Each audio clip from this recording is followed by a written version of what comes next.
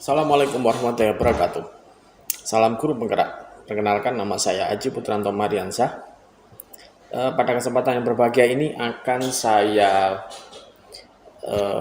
paparkan posisi saya ataupun peran saya.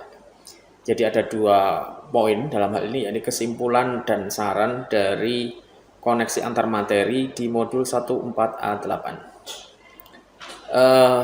Baik Bapak Ibu guru penggerak dimanapun panjenengan berada, kesimpulan yang saya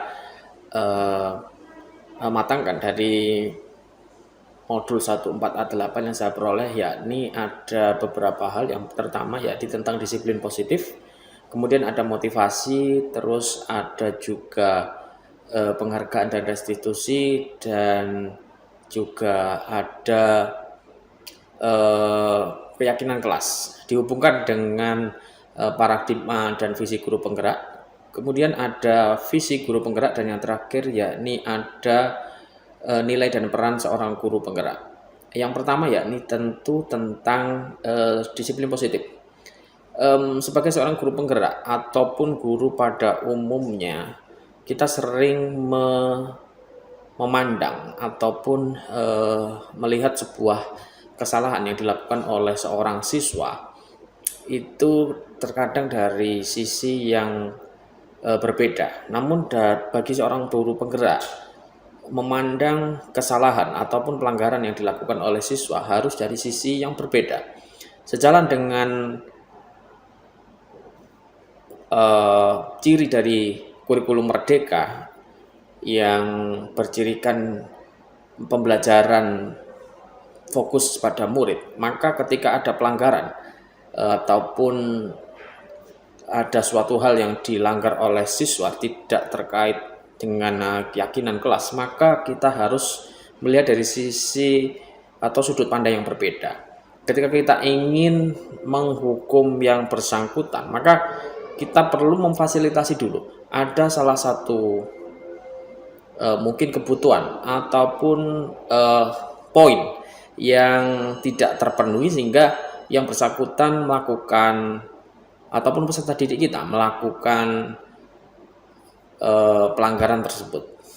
Jadi ada beberapa posisi kontrol, ada juga segitiga restitusi yang sangat berguna dalam penanganan siswa yang bermasalah, khususnya pada penerapan kurikulum merdeka. Yang pertama ada 5 posisi kontrol, yakni ada penghukum, kemudian ada pemantau, ada manajer, kemudian ada yang keempat yakni ada posisi pembuat merasa bersalah, dan yang terakhir yakni posisi sebagai seorang teman. Tentu posisi klasik dari kontrol seorang guru tentu sebagai seorang penghukum ya. Jadi posisi ini lazim diterapkan di lembaga pendidikan di Indonesia, dimanapun tempatnya. Jadi posisi klasik penghukum ini menjadi semacam momok ataupun bahkan bisa jadi menjadi andalan bagi pendidik dalam rangka mendisiplinkan siswa. Memang ada banyak sisi positif dalam rangka menciptakan disiplin siswa ketika kita menerapkan posisi penghukum. Antara lain yakni kata siswa bisa terkontrol, siswa bisa lebih teratur, tertib, dan juga siswa mempunyai segan ataupun dalam tanda kutip bahkan merasa takut. Kemudian posisi yang paling sempurna dalam penerapan kurikulum merdeka ataupun dalam penanganan siswa yakni sebagai manajer. Kenapa manajer? Karena manajer sendiri posisi seperti yang saya sebutkan tadi, ya ini posisi sempurna. Jadi guru sebagai manajer mampu menempatkan, mampu menggali kebutuhan murid ketika dia melakukan kesalahan, dan juga mampu menawarkan solusi dan juga mampu menyadarkan siswa sehingga pada kesempatan berikutnya siswa tersebut tidak akan mengulangi kesalahan yang sama.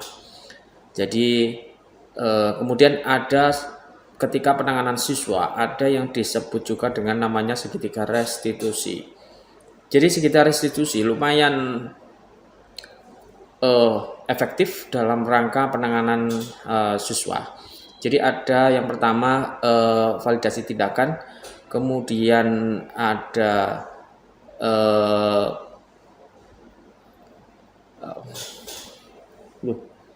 stabilkan identitas.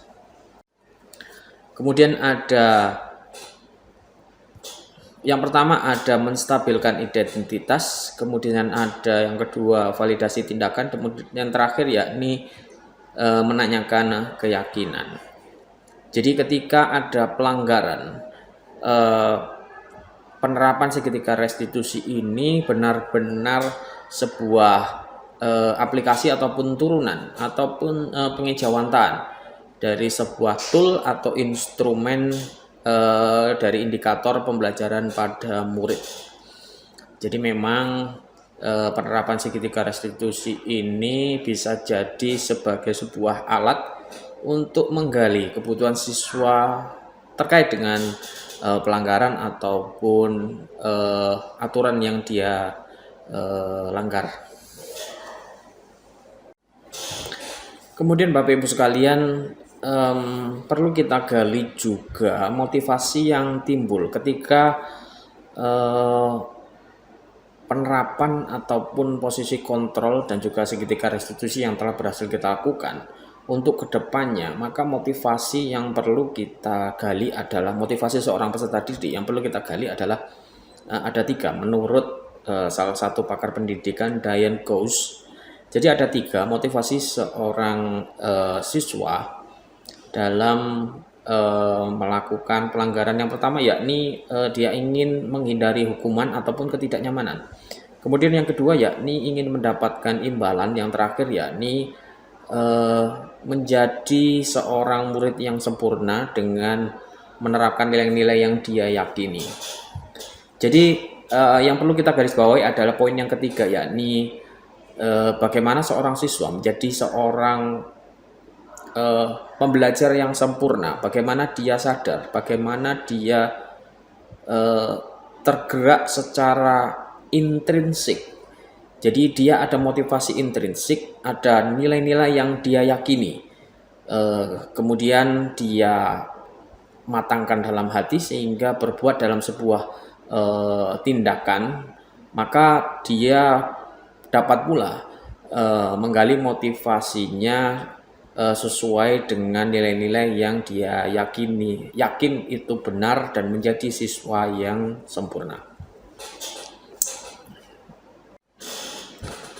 Poin selanjutnya yakni bagaimana saya bisa menyimpulkan peran saya sebagai seorang pendidik ketika menerapkan hal-hal di atas seperti segitiga restitusi, 5 posisi kontrol, kemudian ada disiplin positif, keyakinan kelas dan lain sebagainya dengan nilai dan peran seorang guru penggerak, terus ajaran Ki Hajar Dewantara, dan yang terakhir adalah visi seorang guru penggerak. Tentu muara dari hal-hal yang saya utarakan tadi yakni bagaimana mencapai seorang pembelajar ataupun peserta didik yang benar-benar merdeka. Dia tersadar secara alami. Jadi tidak ada motivasi ekstrinsik, tidak ada ancaman, tidak ada kekerasan fisik. Yang ada adalah kesadaran diri yang benar-benar merdeka. Yang ada adalah sebuah pembelajaran yang benar-benar sempurna, sebuah penyadaran, sebuah penyempurnaan dari proses berpikir seorang siswa secara mandiri, bahwa dia meyakini sebuah nilai-nilai. Kemudian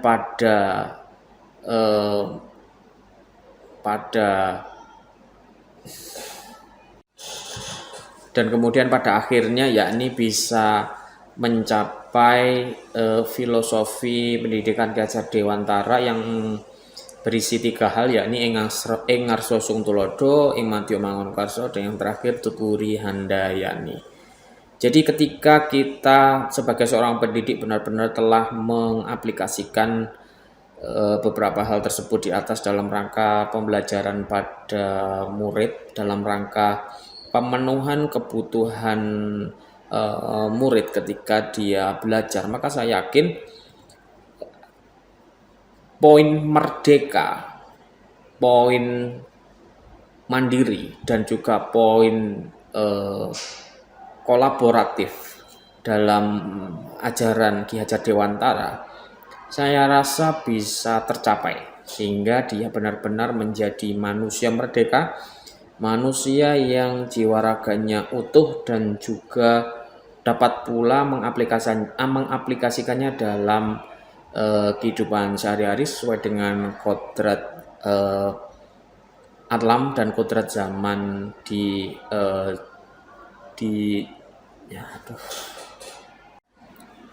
sesuai dengan kodrat alam yang dia miliki, dia kuasai, dan juga dengan kodrat zaman, tantangan zaman, dan juga kebutuhan globalisasi yang semakin progresif ataupun semakin bertambah. Kemudian Bapak Ibu sekalian, untuk poin refleksi yang bisa saya bagikan kepada panjenengan semua, yakni ada beberapa hal menarik yang terjadi di luar dugaan,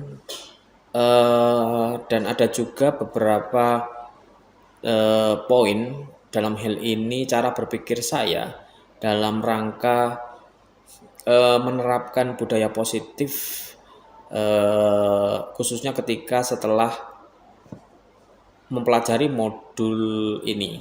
Jadi hal yang menarik terjadi di luar dugaan, yakni saya benar-benar terkejut ataupun terkadang saya merasa terheran-heran. Ternyata di balik sebuah kesalahan siswa ataupun bagaimana ekosistem sekolah itu terbentuk, ada sebuah usaha yang luar biasa, ada sebuah gali informasi yang luar biasa dari semua elemen sekolah dalam rangka pemenuhan kebutuhan siswa dalam hal pendidikan. Maka yang bisa saya simpulkan yakni terkadang pelanggaran itu bisa terjadi karena dari sisi siswa sendiri, kemudian pelanggaran itu bisa terjadi karena ketidakmampuan kita dalam rangka memenuhi kebutuhan siswa. Kemudian dari cara berpikir saya yang berubah pada saat penanaman disiplin positif kepada siswa, yakni cara berpikir saya lebih condong kepada bagaimana siswa itu benar-benar bisa memenuhi ataupun bisa tersadar secara intrinsik sehingga pelanggaran itu tidak akan terjadi. Ini penting karena bagaimana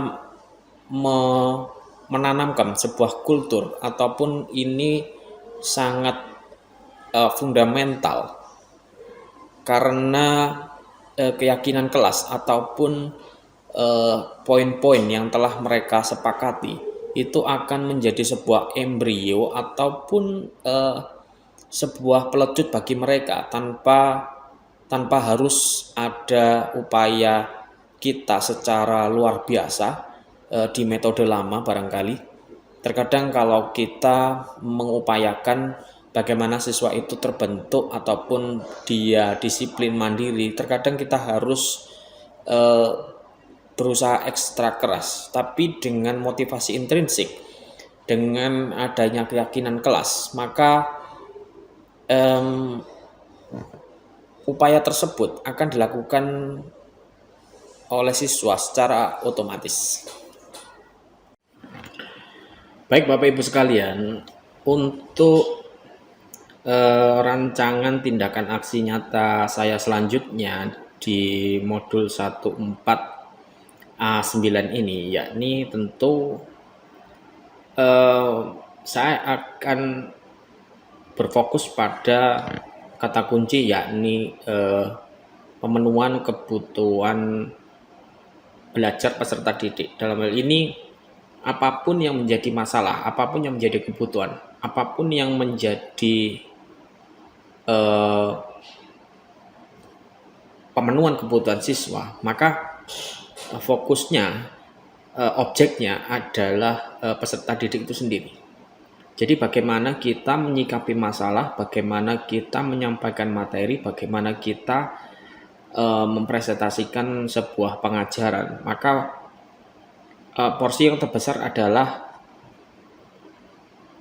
student center learning. Dalam hal ini kita melibatkan secara masif, terstruktur, dan juga sistematis pelibatan siswa secara proaktif, bagaimana dia memerdekakan dirinya sendiri, bagaimana dia memaksimalkan potensi kodrat alam yang dia punyai, bagaimana dia mengkoneksikan tuntutan zaman ataupun kodrat zaman dengan kodrat alam yang dia miliki. Jadi saya akan benar-benar memfokuskan, saya akan benar-benar menajamkan, saya akan benar-benar menebalkan setiap rencana tindakan aksi nyata tersebut, yakni benar-benar fokus pada murid. Apapun kondisi, apapun situasi, apapun masalahnya yang menyangkut dengan dinamika pembelajaran siswa, maka kembali lagi fokusnya adalah murid itu sendiri. Kita benar-benar totalitas, kita benar-benar berpihak, kita benar-benar mengacu pada kebutuhan mereka. Kemudian selanjutnya yakni berkolaborasi, bersanding, dan juga berkomunikasi dengan teman sejawat, guru senior, dan juga Bapak Kepala Sekolah. Saya rasa ini akan menjadi sebuah formula yang pas dan sangat tepat dalam rangka mencapai goal pemenuhan kebutuhan peserta didik ataupun memerdekakan peserta didik secara maksimal. Saya rasa demikian. Terima kasih atas perhatian dan kerjasamanya. Saya kira demikian atas refleksi dan kesimpulan dari koneksi antar materi tugas 14A8 yang bisa saya sampaikan kepada panjenengan semua. Semoga bermanfaat. Salam sehat. Wassalamualaikum warahmatullahi wabarakatuh.